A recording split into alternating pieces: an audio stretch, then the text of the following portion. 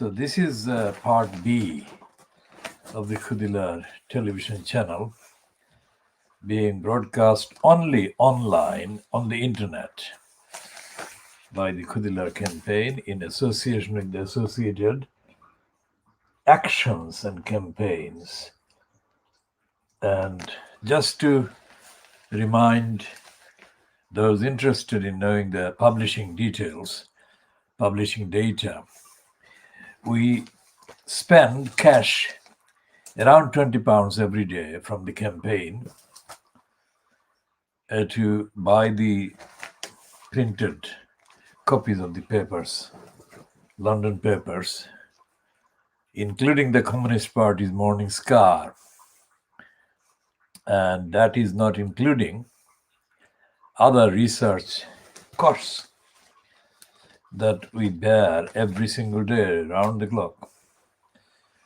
That is number one. Number two is that the actual editorial, research, investigation, and other things are done, of course, by the Khudilar campaign, but the actual specialist work that has been going on for a very long time is done by the Adhikar Publishing Foundation, Adhikar Media Foundation. And all of this is part of the movement defending the community in and from the East End of London in the UK.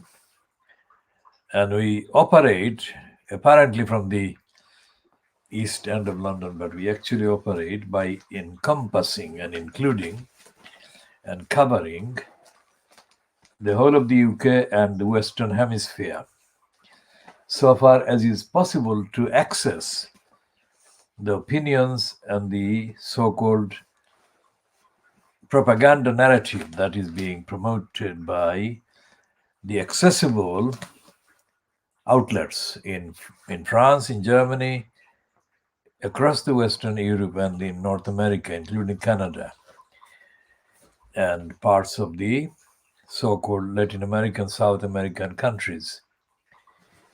And again, we also take a look at Australia and New Zealand and their kind of territorial peripheries and what is happening in Southern Africa.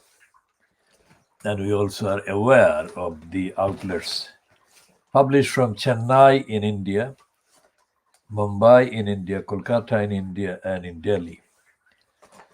Essentially, our kind of remit, our focus, our range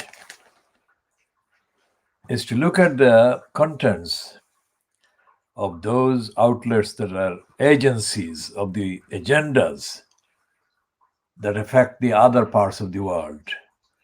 Notice we haven't mentioned Bangladesh because Bangladesh and Pakistan are not in positions that are comparable in terms of the structure, that we have summarily stated there, that we actually use for the diagnosis. So although it is called diagnosis of police street papers, it actually is a diagnosis of the entire imperial kind of past, the British Empire, dating back 200 years. That is what we are doing. And for example, today's Times in London, page 26, letters to the editor, has got 1, 2, 3, 4, 5 letters under that banner. Now, first of all the letters are signed by European named persons. They may not be European in physical kind of appearance, but the names are European very much. First one is described or given the name as Lord MacDonald of River Glaven. And he's somebody that I have actually have some knowledge of and is described as a QC, and he was the Director of Public Prosecutions for 5 years from 2003 to 2008. And it appears that he is based at a licensed law traders, barristers' chambers called Matrix Chambers in Gray's Inn. So that's MacDonald. And there is the second letter is signed by somebody called Lord Blair of Boughton. Now, as anyone watching this or reading our stuff knows, when we use Lord, we don't use it Lord. We use it within quotation marks, because no human being should be called Lord. That is our ethical principle, and that is what we stand by. But here we are quoting, so it's, let's say, within quotation marks, Lord Blair of Boughton, and is described as Metropolitan Police Commissioner 2005 to 2008. And it seems that he has been deposited in the House of Peers. That is to say, he is condemned to be a member of the House of Peers, which is also known as, within quotation marks, House of Lords. And then the third one is signed by somebody called Brian Pearson, who is described as from Skipton in North Yorkshire. And then the fourth one is Meg Martin. Morton looks like a name of a woman. And she is listed as being from Otley in West Yorkshire. And the fifth and the final one is another female named Lynn Aconley from Rainhill in Merseyside.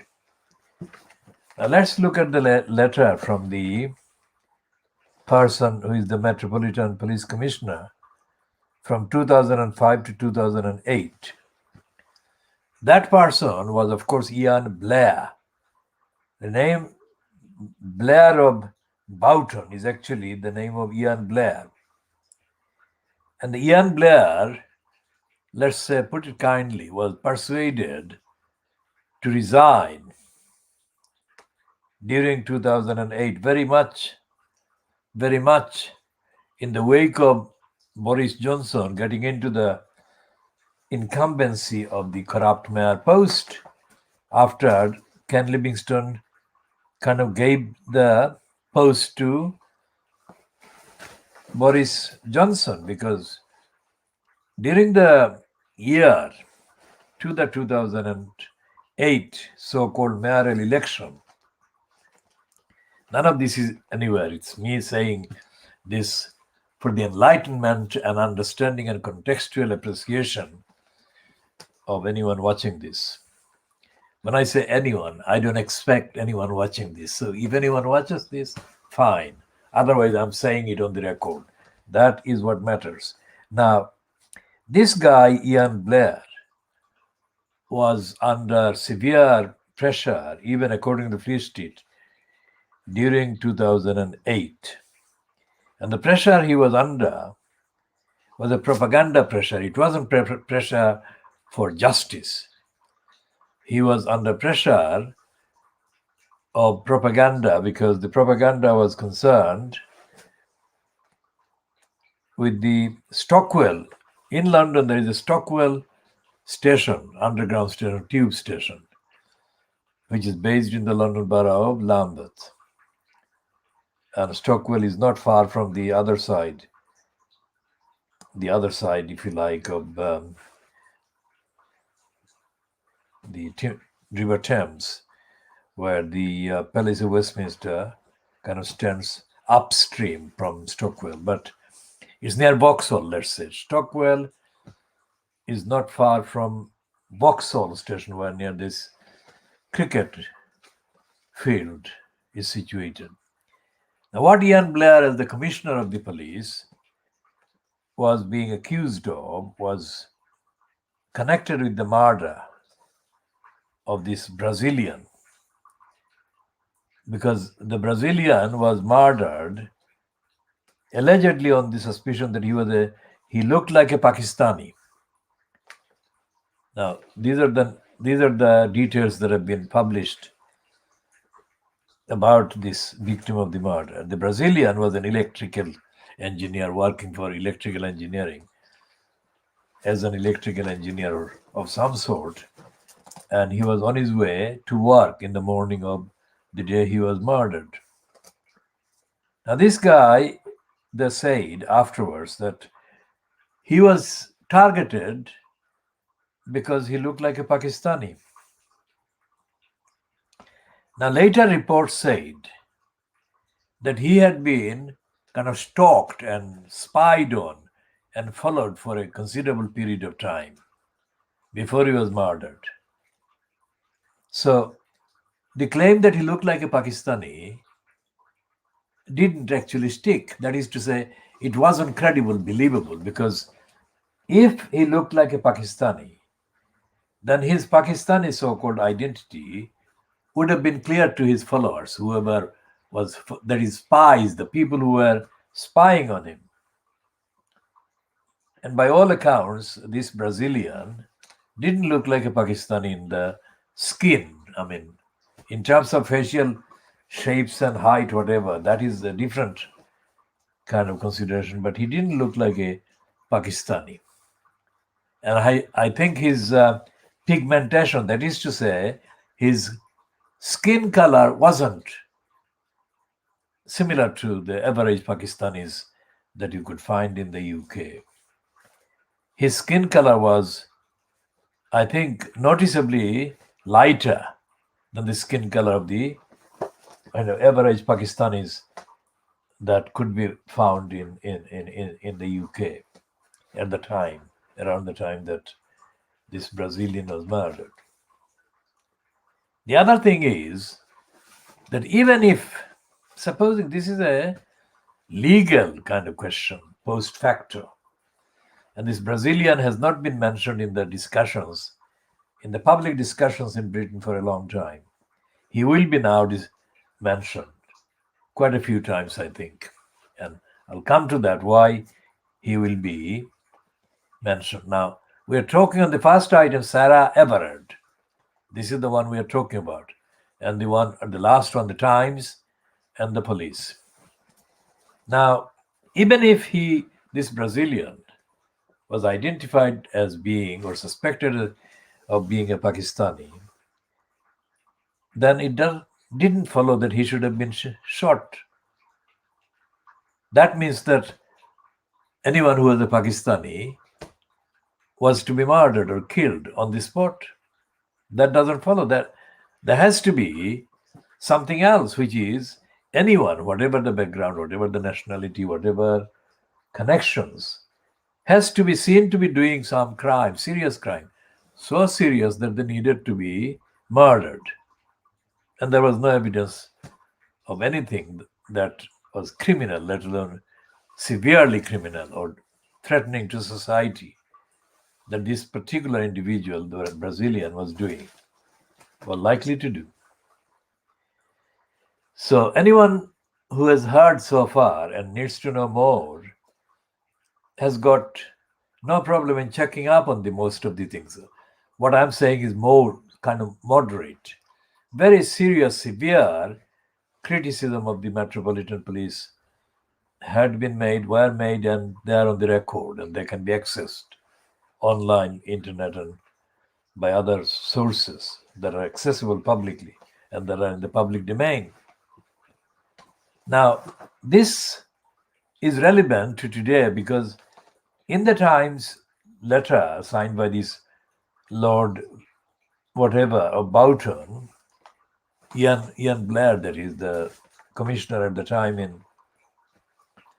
when the Brazilian was murdered in the Stockwell station in the Tube.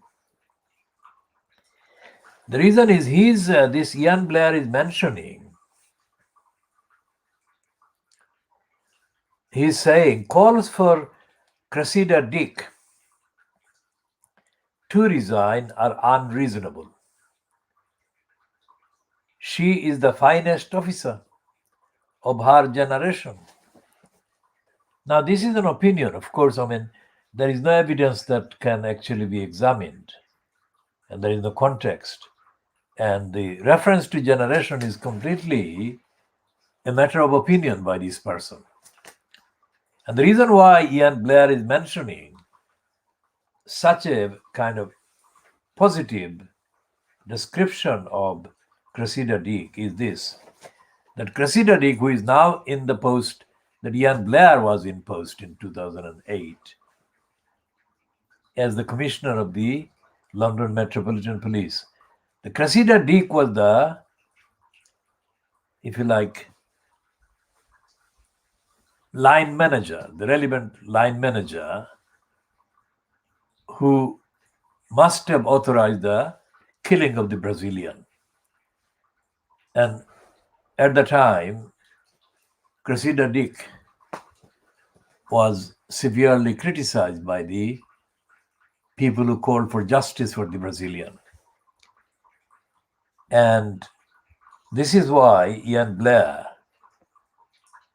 is sensitive to the calls for her resignation, because he was very close in professional terms, of course. I mean, he was very close to her when he was commissioner, in the post of commissioner of the Metropolitan Police. And that is why he is allowed to say that she is the finest officer of our generation. I mean, that is a very, very wide and very kind of comprehensive praise for Cressida Dick by this person. Why is this significant? Because the Times is not running anything against the police.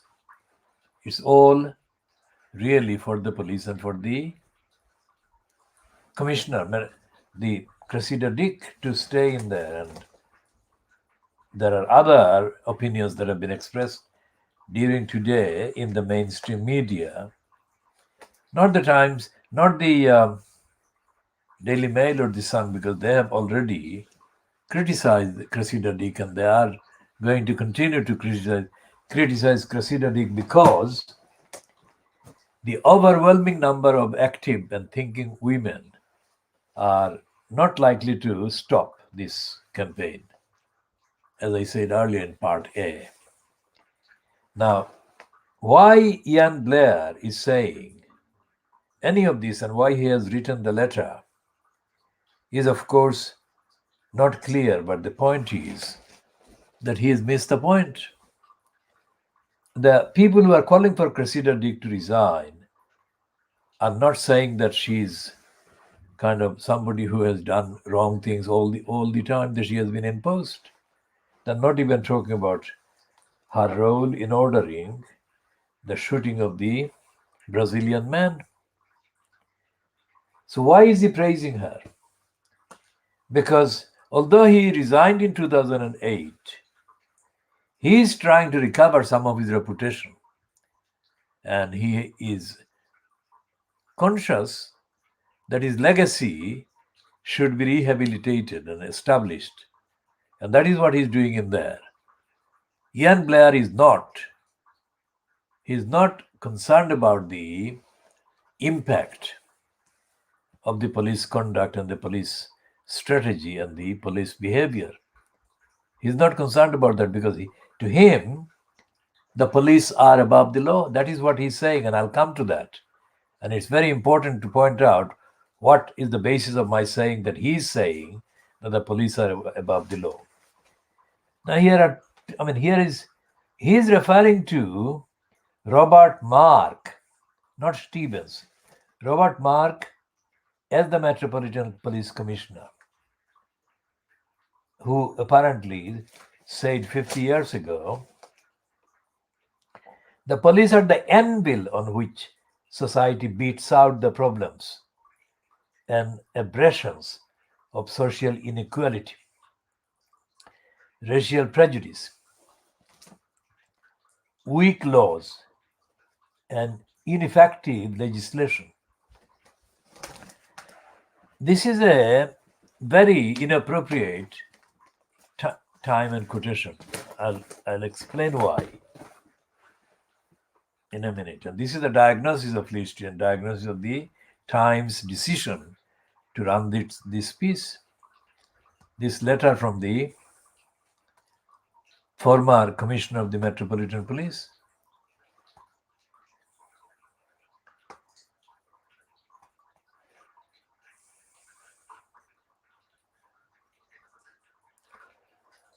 And this is the image of anvil. It's like a table, like a desk. That's the image of the anvil, let's say. Let's get a large enough image so that it can be seen by the camera. This is the one. Let's see, this is the, is this going to be large enough? Okay. So this is the anvil. This is the anvil that Ian Blair is kind of referring to as he's quoting Robert Mark, who was in post as Commissioner of the Metropolitan Police 50 years ago. So that's the anvil. Let's say what else is available in that quotation. And we shall be doing that.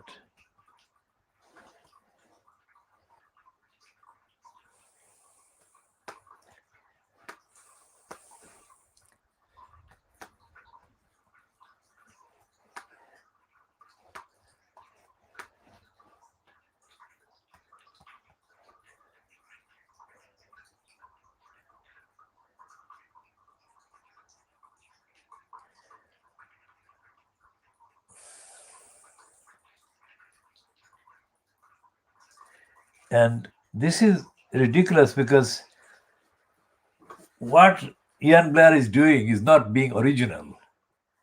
He is actually quoting or using the quotations that have been published several times in the last, let's say, 15 years by the Times and also by the Guardian, but by the Independent. And the Independent piece actually, Saturday, dated the 22nd of October 2011, is by Ian Blair. So he has been making use of this quotation as part of his trade, as a business of expertise.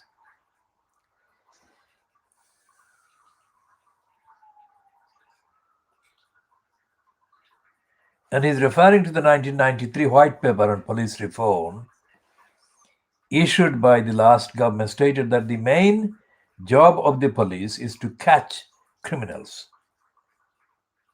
In contrast, the overarching purpose of the police service issued by the present administration, that is the government, in 2011, that is the Conservatives, is, and this is a quote, to build a safe, just, and tolerant society in which the rights and responsibilities of individuals, families, and communities are properly balanced, and the protection and security of the public are maintained. So this is the thing that he said he was comfortable with, this Ian Blair. And then he goes on to quote this Robert Mark quote, which he has quoted again in the Times letter published today.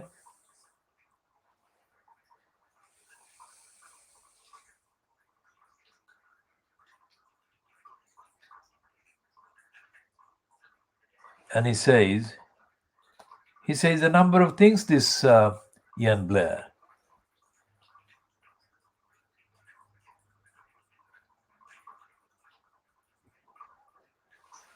And the last paragraph totally contradicts what he has quoted Robert Mark as saying. The last paragraph by Ian Blair, as published on The Independent in 2011, says, 2011 meaning it was the David Cameron's government. Despite much effort, says Ian Blair, the police service has not thought through the consequences, the implications, the requirements of modernity. And then he says in the next sentence, it needs to do so now. And finally, in the final kind of sentence, no, the penultimate sentence, he says, if modernization is to happen, the police need help. In order, in order to help with enquiries, you need to invite the cops in from the cold.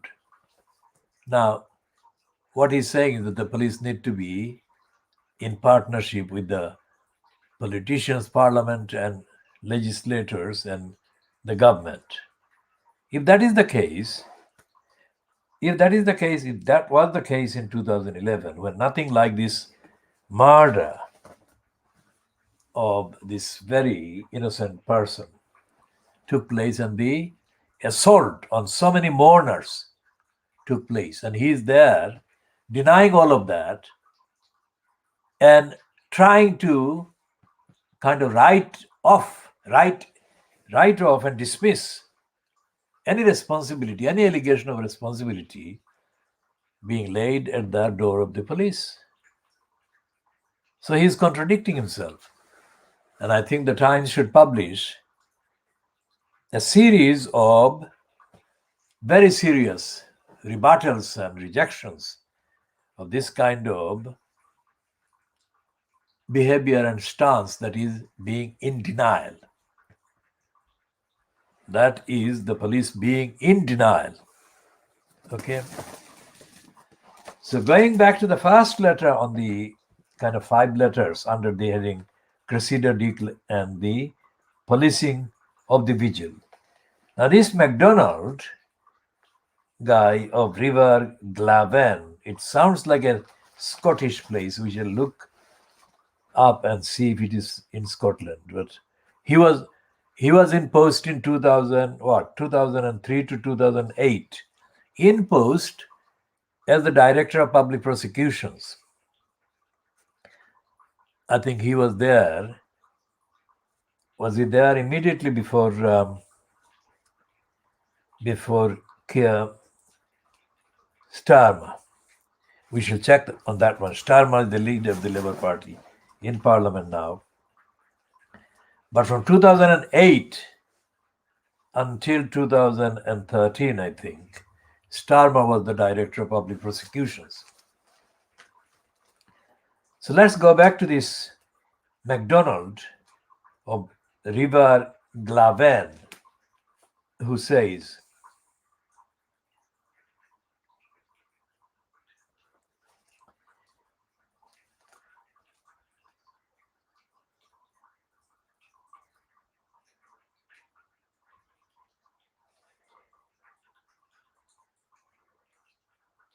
well, he says clearly very strong words against the police for their behavior at the Clapham vigil.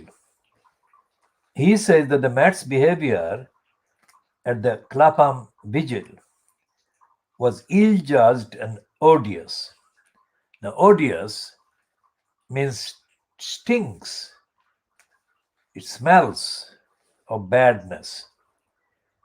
Images of young women laying wreaths being bundled to the ground and handcuffed by male police officers are likely to become iconic for all the wrong reasons. Well, the point I made as well, that although it couldn't be seen, although the whole picture of Patsy Stevenson or his assaulters could not be seen, but it was clear that they were all men that were assaulting her or standing over her. That's what this MacDonald is saying. Images of young women having wreaths being bundled to the ground. Sorry, laying wreaths being bundled to the ground and handcuffed by male police officers are likely to become iconic for all the wrong reasons. Then he goes on. Nevertheless, Cressida Dick has hitherto shown herself to be a sensitive and intelligent leader of the Metropolitan Police, and calls for her to resign are overblown. Now this is proof of the corruption of the judicial bureaucracy. I mean, this McDonald is one of the licensed law traders, of course. And as I have said repeatedly, time and again, there is not one licensed law trader alive and kicking or talking today that actually says anything that I accept. And this is the proof. Because why is he stepping forward and defending Cressida Dick? I mean, what is the relevance of him certifying her and condemning those who are calling for her resignation as making an overblown claim? We shall come to that, more of that.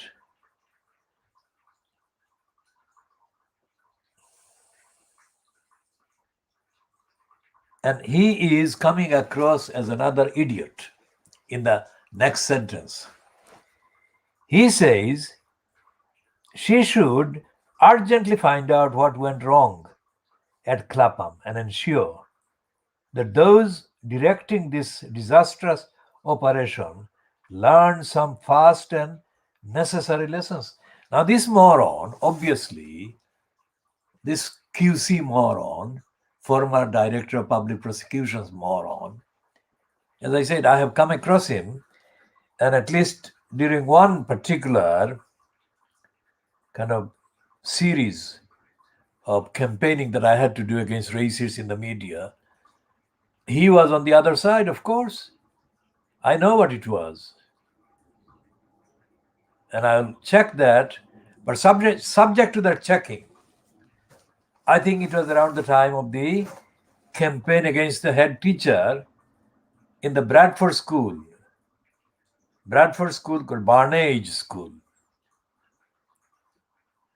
So it was the Barnage School, and this criminal, racist, took the side of the racist head teacher at Barnage School.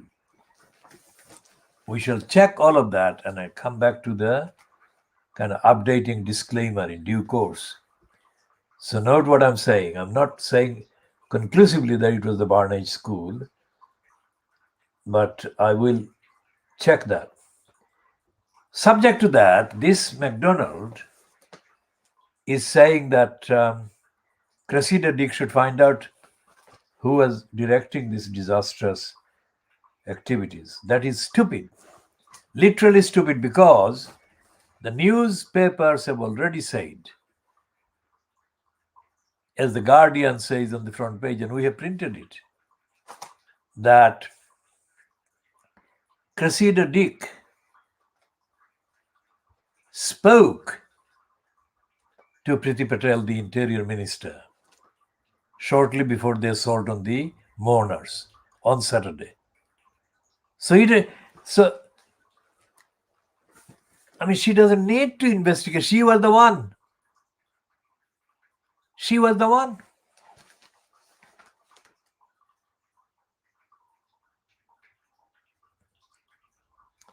Then he goes on stupidly. Meanwhile, the government could help by abandoning the spectacularly authoritarian proposals now before Parliament to bear down still further on the right to public protest. Now, anyone who is watching this or would watch this from abroad and has not lived in the UK and has no experience of directly kind of confronting and challenging the various layers of the corrupt legal bureaucracies need to know this. That this is a kind of classic summary of the stupidity and racism and denial that runs right through the English jurisprudence. Jurisprudence is obviously, admittedly, a kind of uncommon like word. It's a jurisprudence. Spelling is not always possible for people with less facilities in terms of spelling and cognitive abilities. This jurisprudence, this is a classic summary of the English jurisprudence, which is sick. On the one hand, he says that the police have done disastrous things, and he says that the police bill should not be allowed to pass.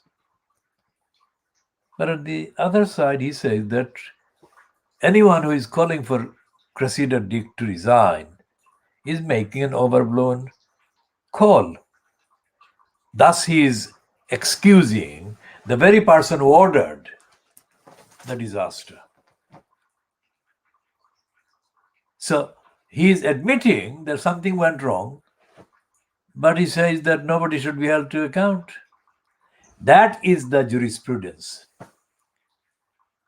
When the judges kind of make meandering, kind of long-winded, kind of apparently serious judicial wisdom statements on their way to excusing the offenders, and mostly excusing the racists, excusing the big business, and as has happened in the last, let's say, as has been exposed in the last 5 years, young blonde women criminals. Several of the judges who have let young blonde criminals walk free have admitted that they have done that because this criminal is good-looking, attractive woman. So there is no secret. Because the conventional slogan is that justice is blind. That is to say, neither creed, religion, faith, sex, whatever influences the actual judgment. And justice is therefore served with total impartiality. That's not the case. And Cressida Dick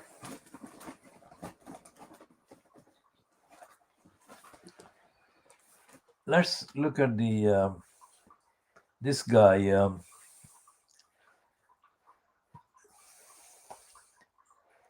Ian Blair,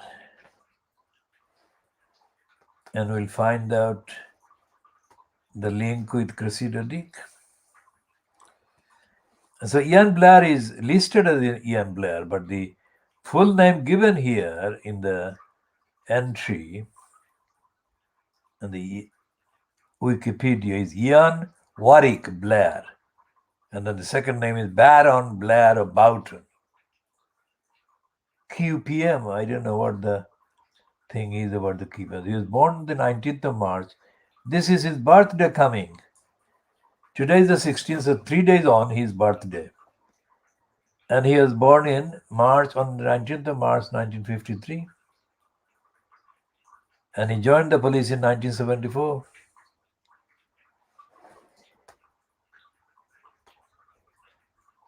And he was born in Chester. Okay, so in the entry, of course, which is kind of adulterated and diluted, it says the basic things that John Charles de Menezes, whatever the pronunciation, was shot and killed by armed police. And it says suicide, armed police who mistakenly believed he was a suicide bomber.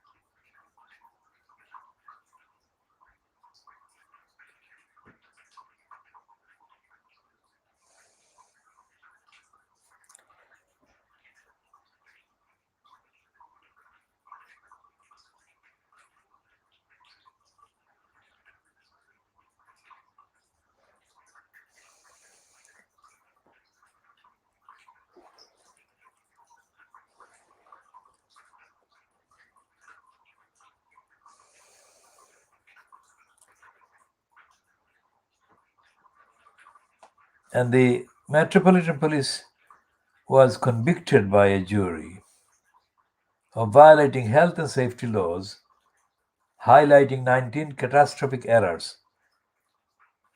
Notice that, and remember what I say about the judicial process.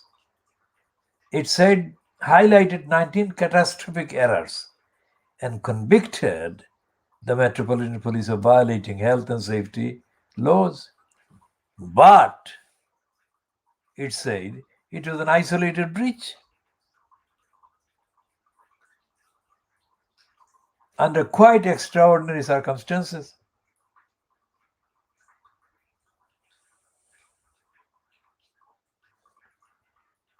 And the London Metropolitan Police Authority and the London Assembly were unable to get him to resign.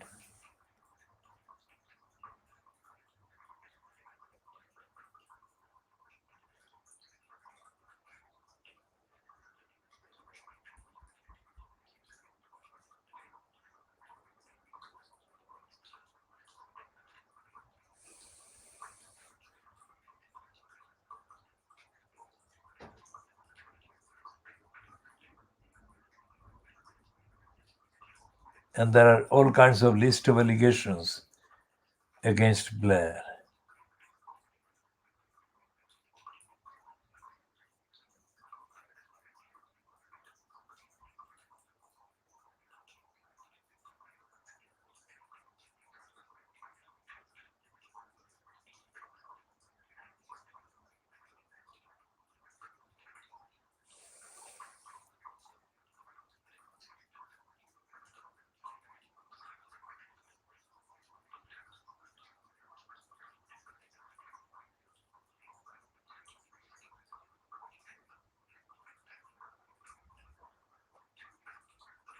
So there is a whole list of allegations and scandals and so on against Ian Blair.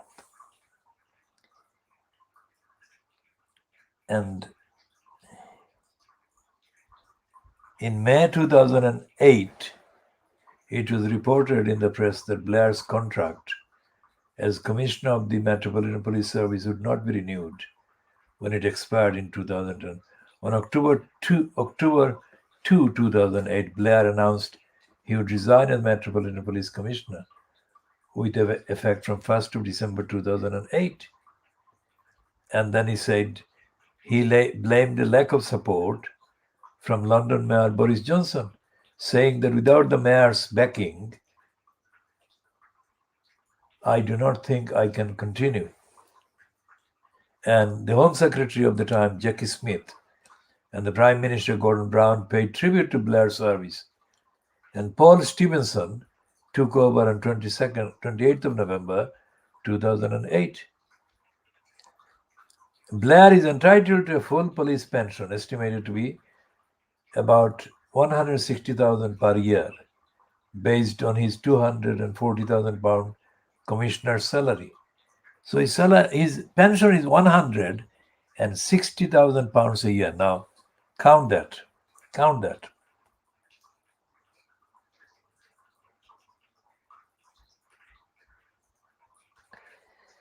And so the Times needs to tell its readers who this person is that is backing Cressida Dick, because it seems that the judicial process, the legal process, cannot protect women in the context of the news that is dominating today and has been dominating for the last 4 years, 4 days since the assault on the grieving mourners who gathered in the Clapham Common. Spot approximately where this young person absolutely young person was kidnapped and taken away, and she was murdered somewhere. Now, as I said, I mean, it is absolutely possible that this woman was sexually assaulted, brutalized, and raped before being murdered. Why murder this person? Why murder her? So that has to be one of the most shocking things that has happened, because although young women are attacked and tragically, they are found later. Some of them are not found, but most of them are found later. This happened like in the broad daylight. I mean, 9:30 in Clapham in London. I mean, it's not depth of night. It wasn't really kind of dark. And for her to be attacked by a policeman, it's not the people calling for the resignation of Cressida Dick for the Saturday kind of violence against the mourners by the police. It's the fact that the main person, Sarah Everard, was kidnapped by an actively engaged, employed member of the Metropolitan Police. I mean, that is the most shocking thing. That a London policeman attacks a London policeman, very much a white city. I mean, attacks a very white, ethnicity-wise, I'm saying, not necessarily in terms of the skin or whatever. Very white in terms of culture. A white young woman, absolutely innocent and absolutely going by about her own business and going home from the home of a friend she had been seeing. This is the one. Because when the English-born members of the gang in the northern English kind of boroughs and towns targeted mainly white girls, and they sexually groomed them, they raped them, they pimped and prostituted them. And when this became known about various cities across the north of England, there were outrages and there were outrages and there were outrages, which meant that combined effect of the outrages created a new racist and anti-Muslim kind of mythology and narrative, which is that if they are Pakistani origin men, then they are likely to be sexual predators against the mainly white girls, and so on, and the kind of contents of the various accusations and allegations that arose and that became proliferated against these gangsters made up of males born to Pakistani families in English cities. And it was correctly said that the local police in those cities, and the local councils in those cities, and the local parliaments, MPs, members of parliament from those cities, and the local political party, which is mainly in those kind of times when these girls were being attacked and violated and targeted and exploited and raped and brutalized and their lives being destroyed. All of these took place in areas that were predominantly politically controlled by the Labour Party.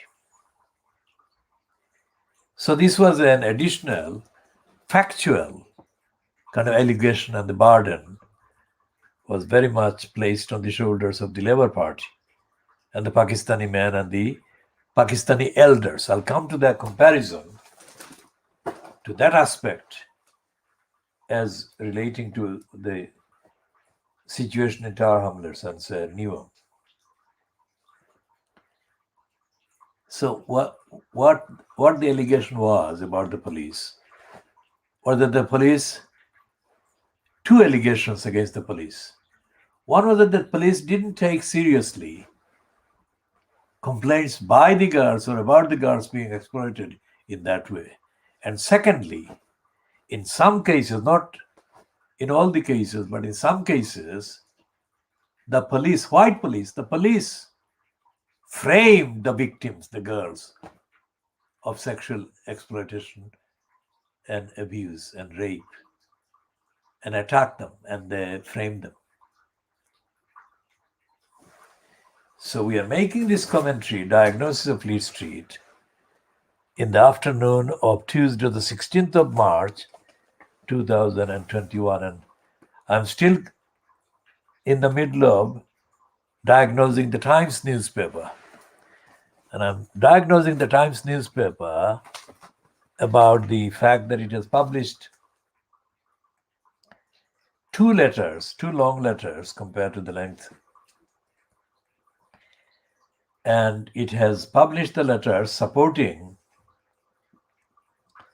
the Metropolitan Police Commissioner, Cressida Dick,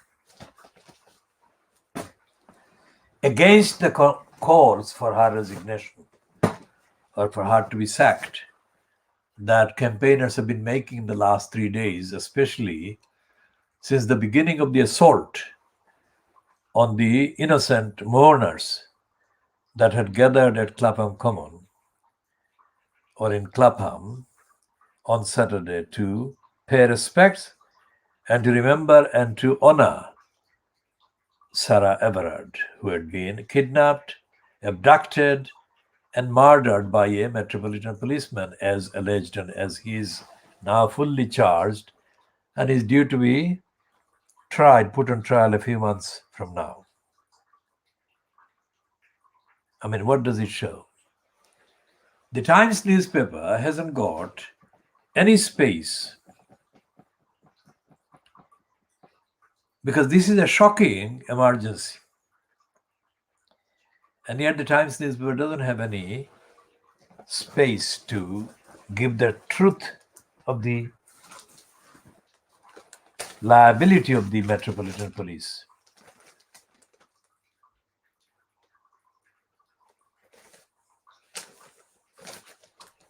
And the editorial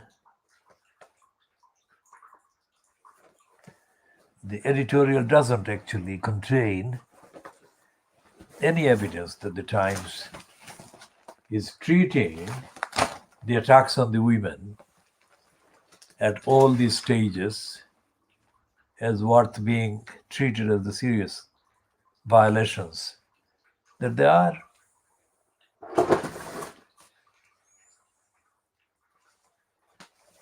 And the other papers will come to in a minute.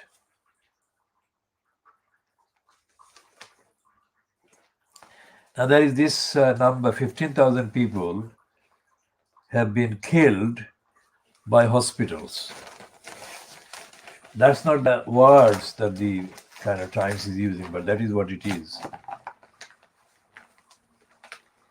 And there is also a kind of straightforward news item without any quotation marks, as if it's going to happen. Terrorists expected to hit Britain with dirty bomb attack by 2030. That's only 9 years away. No idea whether they will do that 9 years from now or before. And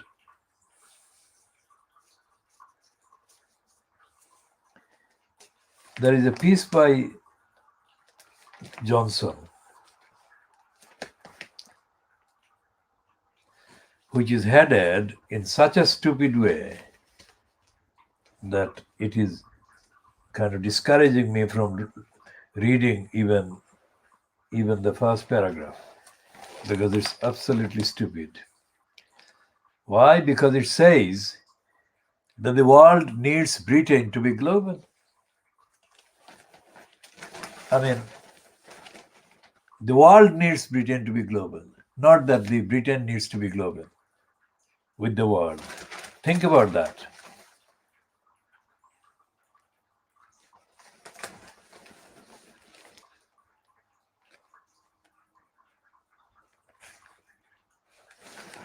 So we shall be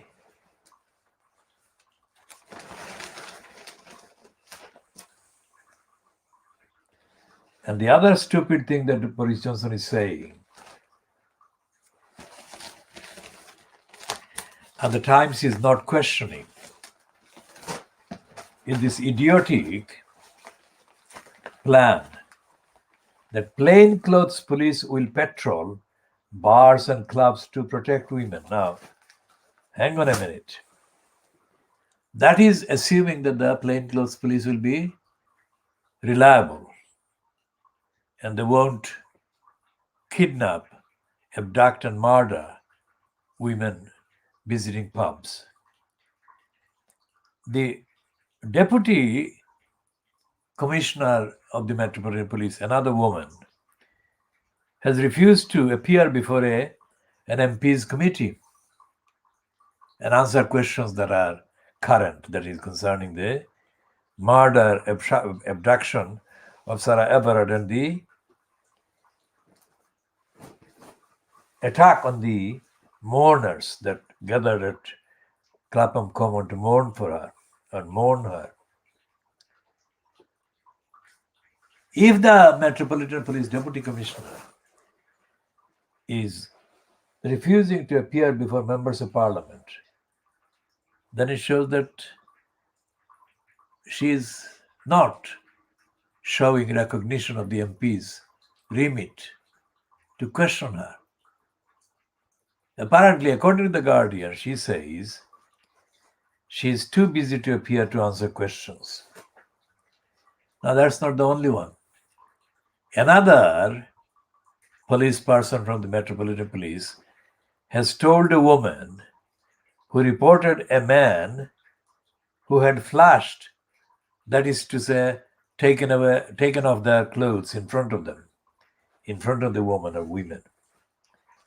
And when this was kind of conveyed in a phone call, or contact with the Metropolitan Police, the Metropolitan Police person who answered the call said that the Metropolitan Police were too busy to take any action on that one. Remember what we are talking about. If the Metropolitan Police are too busy to take action against a sexual attacker, aren't they saying that sexual attacks like that are no longer crimes? Think about that. So that is what that one is saying. And the other one that said that the Deputy Commissioner of the Police said to the MP's committee that she was too busy to attend.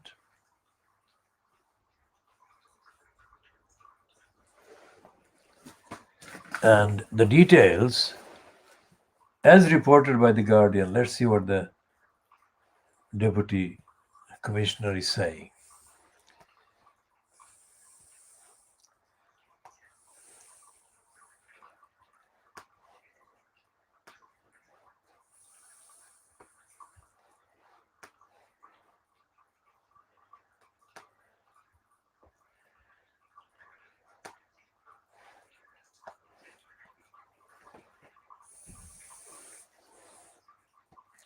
So this is time 4 hours ago this has been posted.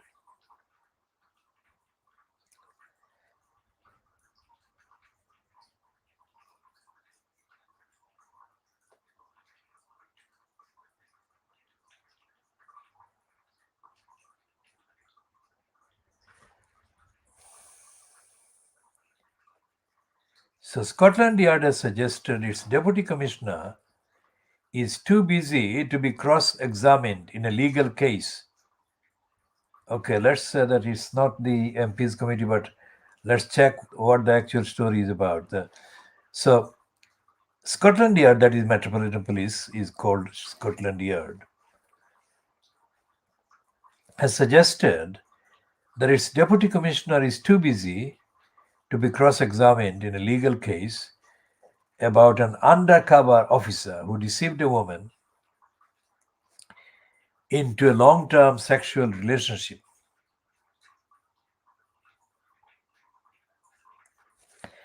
And Sir Stephen House is a key witness in the legal claim being brought against the Metropolitan Police by a woman called Kate Wilson. And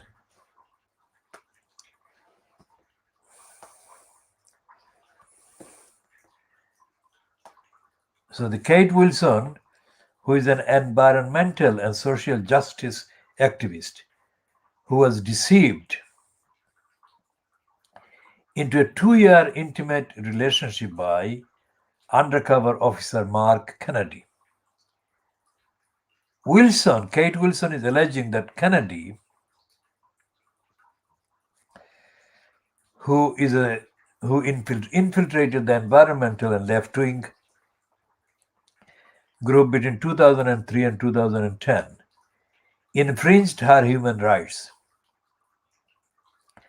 At an earlier stage of the legal case, police admitted that Kennedy's managers knew that he was deceiving her and allowed the deception to continue.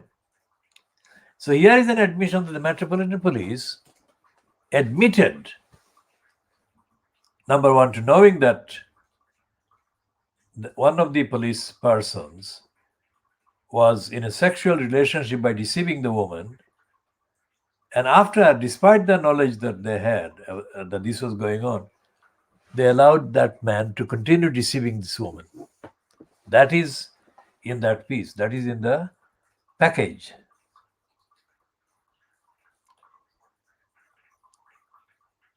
And this week, Wilson's lawyers applied to cross-examine House, that is the woman who is the deputy to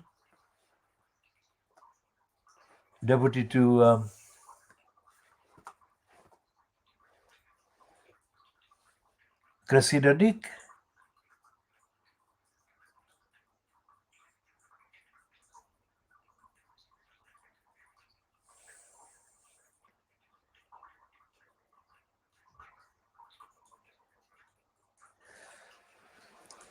Charlotte Kilroy, Wilson's QC, sought to challenge his evidence, which she said was central to the Met's defense in the case. House has submitted 4 witness statements about Kennedy and his managers, drawing on 10,000 pages of internal documents. He is the only former or serving officer who has submitted evidence to the Investigatory Powers Tribunal, which will adjudicate Wilson's claim. No other police officer are due to give live evidence to the IPT when it sits to hear Wilson's case over 7 days from 19th of April. Now, the deputy is not a woman. I mean, if I said that, then that was inadvertent. The House is the name of the deputy who is called the deputy to Cressida Dick, Sir Stephen House. Now, David Perry, QC for the Metropolitan Police, argued that it was not necessary for House to be cross-examined by Wilson's lawyers. Now, that shows that the Metropolitan Police are not following even the very fragile kind of procedures in the due process kind of framework.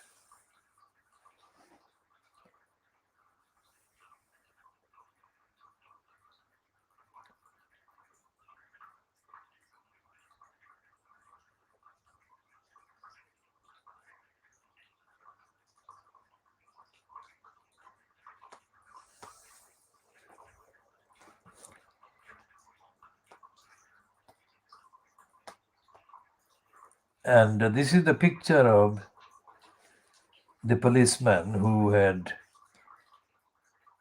a relationship with a woman. He had sexual relationships with 3 women during his time undercover between 1995 and 2000. And he's being called Jim Boiling. And it's the same person, Rob Evans, who has been reporting on this one. He's the Jim Boiling, who deceived 3 women and had sex with 3 of them while he was spying on them.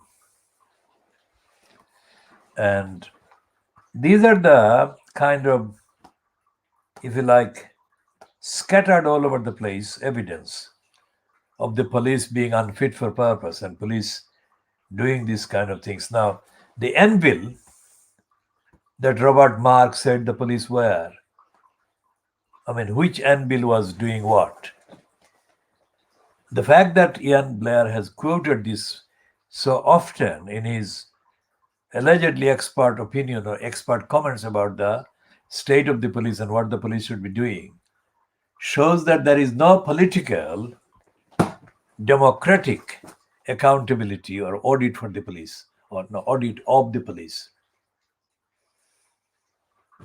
Now, that means that McDonald's kind of successor as the director of public prosecutions, Keir Starmer, who is a QC and who was the DPP after immediately following McDonald's term, that was 2003 to 2008. Starmer served 2008 to 2013 as the DPP. Now, this man is now the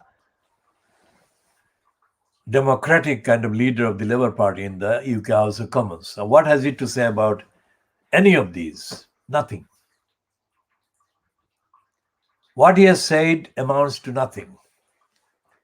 And the same thing applies to what Sadiq Khan has said, nothing. Because Sadiq Khan, as I said earlier,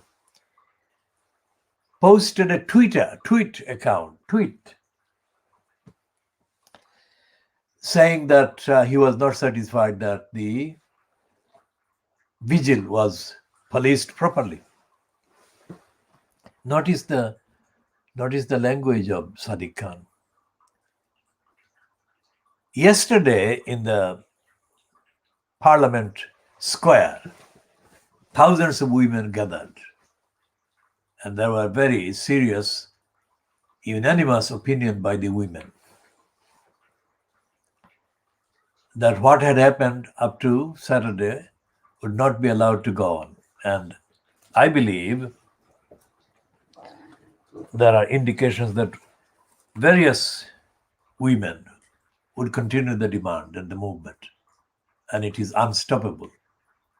I think it is unstoppable.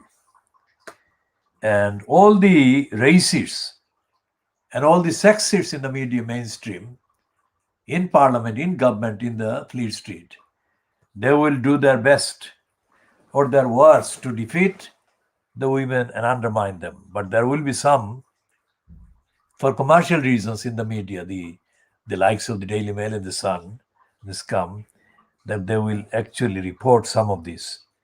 Unlike the previous record that sexual crime against women and crimes committed by police have not been given due prominence. This is not going to happen. And I think this is shown in today's Daily Mail and the Sun.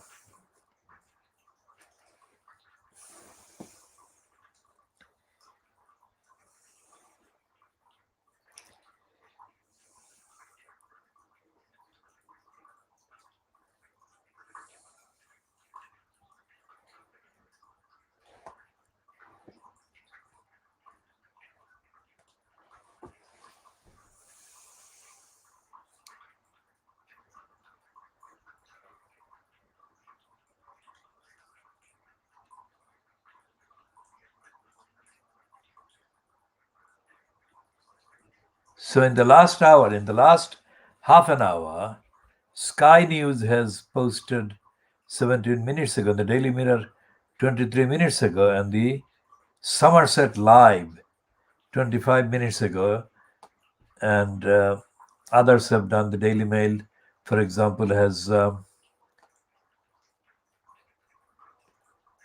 Daily Mail has not posted anything in the last half an hour. But let's see what.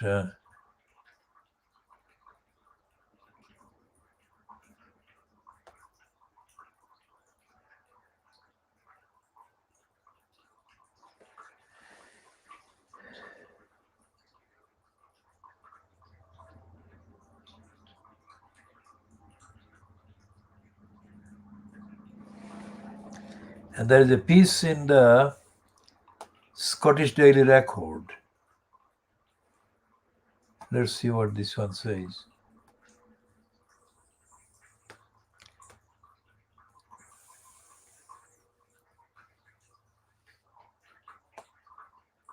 The mom of the murdered Glasgow woman has spoken of her distress at the similarity between her daughter's case and that of Sarah Everard. Beatrice Jones, whose daughter Moira was raped and murdered in 2008, penned an emotional letter urging people to keep Sarah's loved ones in mind. They have experienced nightmare on top of nightmare, she said. We send love to them all and wish them all the strength they need to get through all the dark days ahead.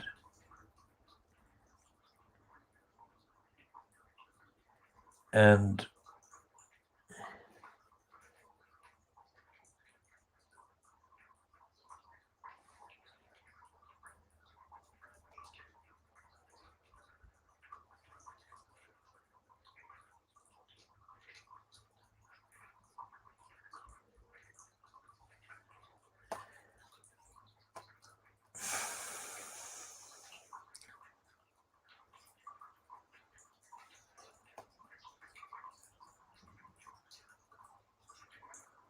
and the trauma that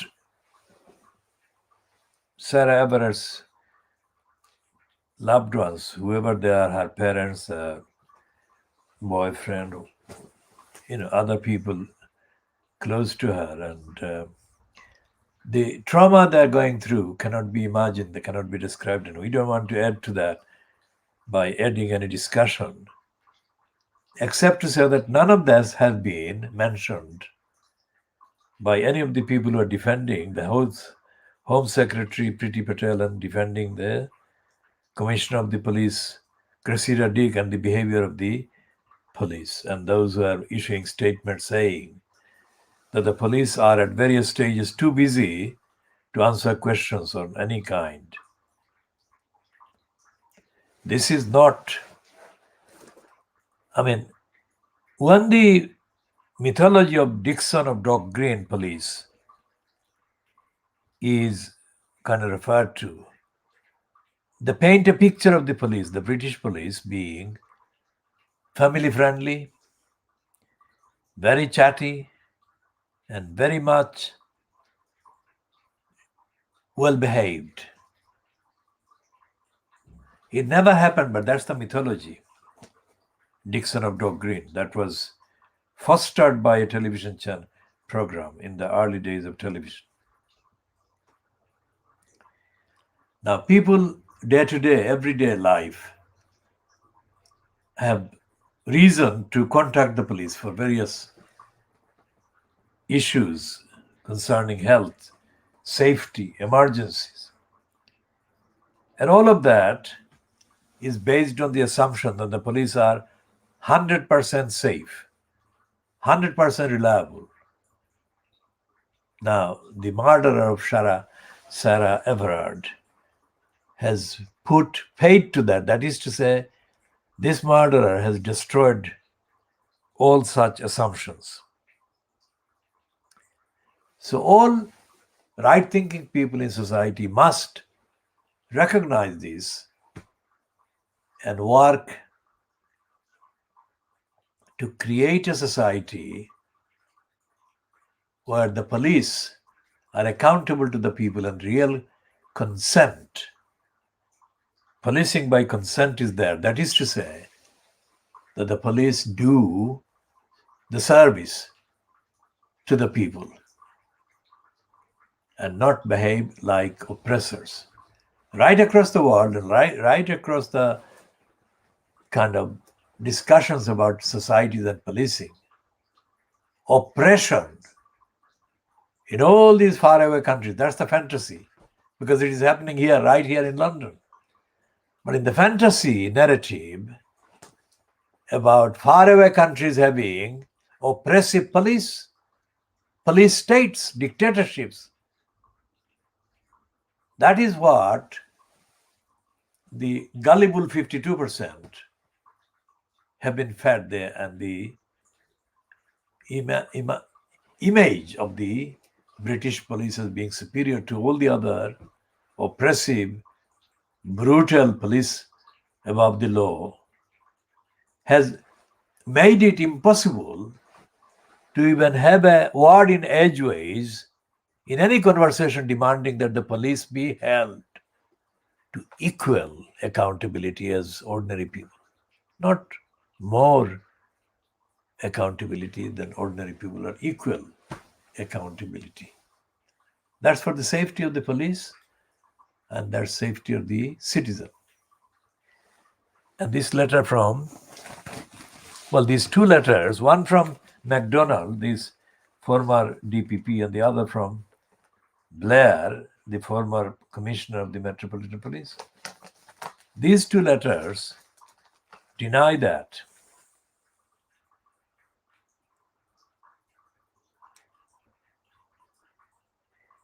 And this other person was written from Oxford. Is it Oxford? Let's see where that one comes from. The West Yorkshire is clueless. She said that the police didn't have any option.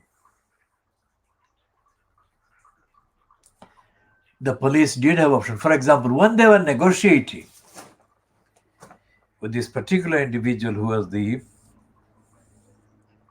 was mostly described as the main organizer of the vigil, before the vigil, they were kind of negotiating or were in contact with this person. And they could have said to her that the condition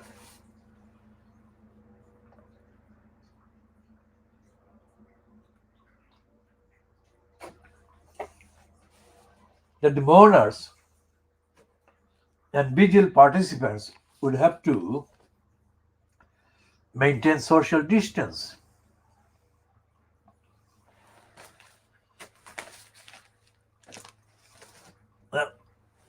There is no evidence that the police made such a condition, nor is there any evidence that the organizers refused to observe the conditions.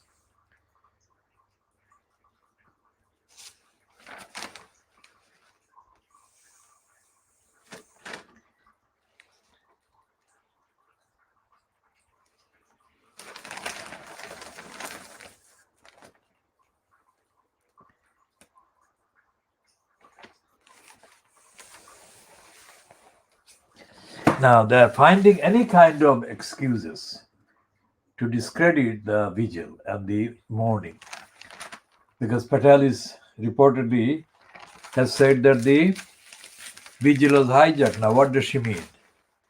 She means that bad people, took over the vigil for their own agenda. What does she mean?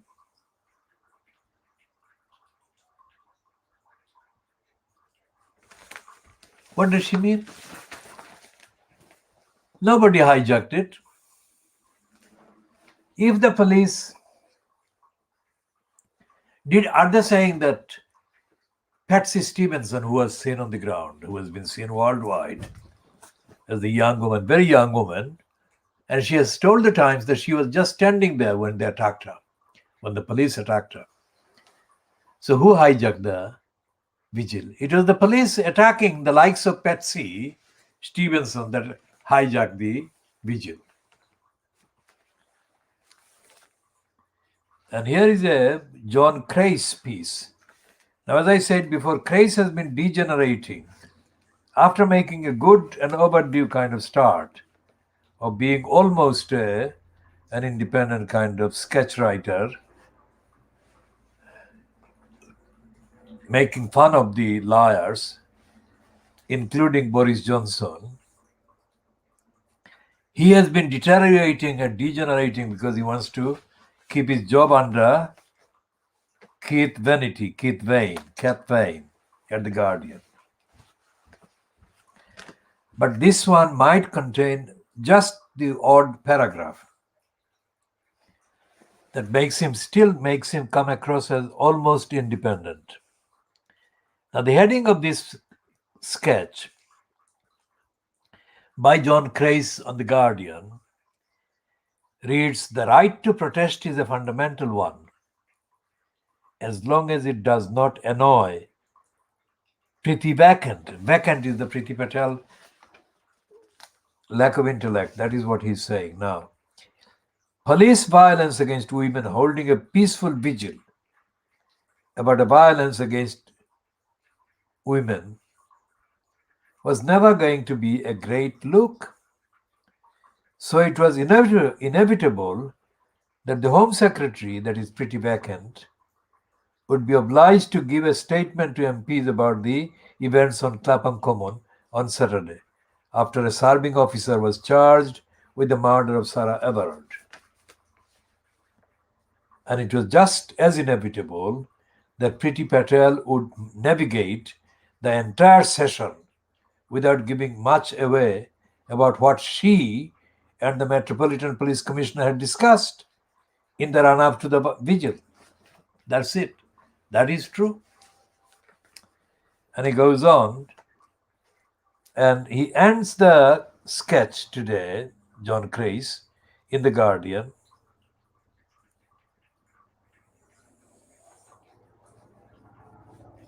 Everything had been fine for 8 hours or so at the vigil.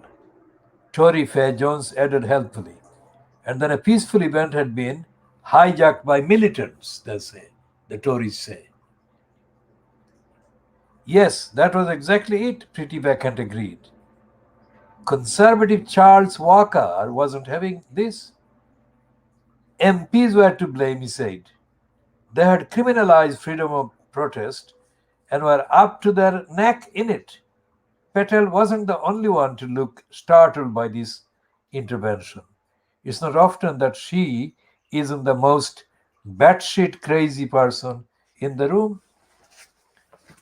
So what John Crace is saying, that the Tories are in denial, as is Priti Patel. And that Priti Patel, well, he hasn't said it, but I'm saying it.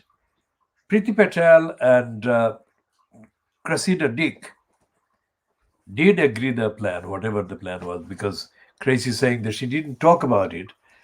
But the Keir Starmer fronted cabal of the Labour Party MPs must make powerful demands as MPs for Patel to disclose the full extent of what she discussed with the Commissioner of the Police before the police descended on the peaceful vigil and mourners. We shall be continuing on that one. Now we are talking about Charlie Hebdo. Now, Charlie Hebdo, as you can see on the banner, just underneath my kind of appearance. Charlie Hebdo is the magazine. I mean, the name doesn't suggest it's a magazine, but it is a magazine. It's not a person. Charlie Hebdo is a magazine in France that came into news itself about 5 years ago, or some years ago, let's say, when two French, quote, Muslims attacked a number of people in the office and murdered them. Now, those murderers, of course, were responsible for the additional anti-Muslim hatred that spread immediately. But there is no trace whatsoever of those two murderers in any way, shape, or form as having contributed to anything except to the adding to the spread of hatred against Muslims generally. And because it was allegedly carried out by two French Muslims, allegedly two Muslim brothers, French born or French nationals, the venom and the demonization of ordinary Muslims in France and Western Europe has increased to that extent. So Charlie Hebdo, until this week that is, has been a champion of freedom and free speech, etc., against the Muslim tyranny and tyrannical Muslim mind of intolerance and all that has been fueled by the murder. And the murderers' alleged reason for murdering those journalists was that the Charlie Hebdo magazine had published imagined fantasy kind of cartoons based on fantasy images of the Prophet of Islam, Muhammad, peace be on him. Now there exists no picture of the Prophet, so therefore whoever claims to be kind of attacking his picture is doing this on a fantastic or fantasy based kind of imagined photo of him. So after the Charlie Hebdo published the mocking images, imagined images of the Prophet of Islam, all the people in the West who were against Muslims generally celebrated that event, that attack, and they said, fantastic. They said that is the freedom of expression, that they said. There was no exception. All of them joined together and celebrated the freedom of expression by the freedom of expression as kind of exercised by Charlie Hebdo against the Muslims. And they maintained this position up to 5 years until this week. And suddenly all these people who had celebrated Charlie Hebdo's attacks on the Muslims and the Prophet and insulting the Prophet said, no, Charlie Hebdo is disgusting. Disgusting. And they didn't mince their words. They were completely united in condemning Charlie Hebdo. These very people who condemned the Muslims and supported Charlie Hebdo had now suddenly united to condemn Charlie Hebdo as the disgusting magazine. Why? Because Charlie Hebdo had done to Brenda what it had done to the Muslim prophet's alleged image. It showed Brenda in a cartoon position, of course, sitting on the neck of Meghan Markle and making Meghan Markle complain that she couldn't breathe. So Charlie Hebdo had done a cartoon replacing the racist American policeman who sat on the neck of the victim of his murder, George Floyd, and making George Floyd complain that he couldn't breathe before he died of suffocation. Charlie Hebdo made Brenda look like that policeman and Meghan Markle look like George Floyd. And the British Fleet Street are absolutely up in arms against Charlie Hebdo. How dare Charlie Hebdo publish such an insulting cartoon about our great queen? Now, look at the ethical and moral lesson in all of that. And then we move on to the latest position about Shamima Begum. Now, remember what we are doing about Shamima Begum. When we launched the campaign for justice for Shamima Begum, we separated the two. Shamima Begum, kind of, in terms of age. We are not campaigning about Shamima Begum as she is now, because this is 2.5 years since she stopped being a child. We are campaigning for justice for Shamima Begum for the duration of her childhood. So, although we have published the picture this week that the Daily Boris Graph has kind of published about Shamima Begum looking, as they say, dressed in the Western way and looking to the West, and not dressed according to the code of the so-called Islamic State, so-called. What the editor of the Boris Graph, Telegraph, is saying to the subscribers to their e-newsletter, is the same propaganda that by dropping the so-called Islamic State dress code, she is now looking to the West for help. And that is the line. And we are saying that it doesn't contain, the daily Boris propaganda graph doesn't contain any reference to the duty to safeguard childhood or children that Tower Hamlets Council owed to Shamima Begum and failed to carry out and discharge. And this is the position today. There is no mention of that duty by any of the commenters, either the Telegraph or Anish Kapoor, or as a result of our campaign, I think that so-called lawyer is now looking for some kind of platform and excuse to come across as if he is also trying to campaign.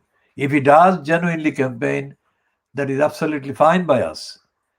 But we are not in any way connected with him, and we are not going to get connected with him, and we are doing the campaign independently of him and any of the others that are connected with him or in career terms and career-wise ways.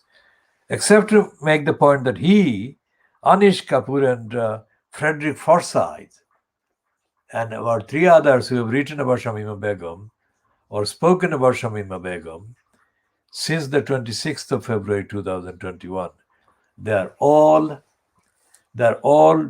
imitating one another, and they're talking shabby things, fake things, not substantial things. And the substantial things begin with the role of the Tower Hamlets Council. And that is where we're sticking. And we say that this is the one that will actually make the difference. When Tower Hamlets Council is forced by our campaign to open up and admit, that will be the beginning of at least the acceptance of the obligations of the duties owed to these children and duties denied them, duties they were deprived of. And the deprivation actually caused all the further losses, deterioration, and distractions that these children were caused and went through. The one final point about this particular part, which is part C, is it part C or part B? We shall check again. Now we're talking about the police. Now, in the House of Commons, there has been a bill, the bill to increase powers for the police against protest, and the reference that this MacDonald makes in his letter about the raising of the police powers against protests.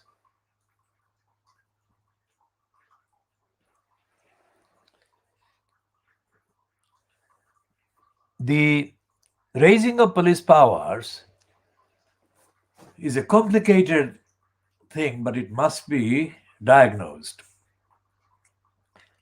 As I have been saying, the police in Britain and in London already have too many powers. And the fact that the Conservatives even dared to put forward such a bill is not to be found. The reason for it is not to be found only in the Conservatives' strategy. The reason is to be found in the fact that the Labour Party has ceased to exist as a democratic party. And as I was saying, their kind of contribution in the so-called debate on this particular bill yesterday was pathetic. The person who spoke and whose speech I partly saw just for the fact of gathering evidence and fact checking was as stupid as any of the previous speakers, Labour Party frontbenchers, or speakers on the law and order and the police and all the rest of it. What I'm saying, therefore, is this: that the police in this country are out of control in terms of accountability. Not individual police. I cannot kind of find any individual police at this moment and name them as being the cause of this outlandish, excessive increase in the powers of police.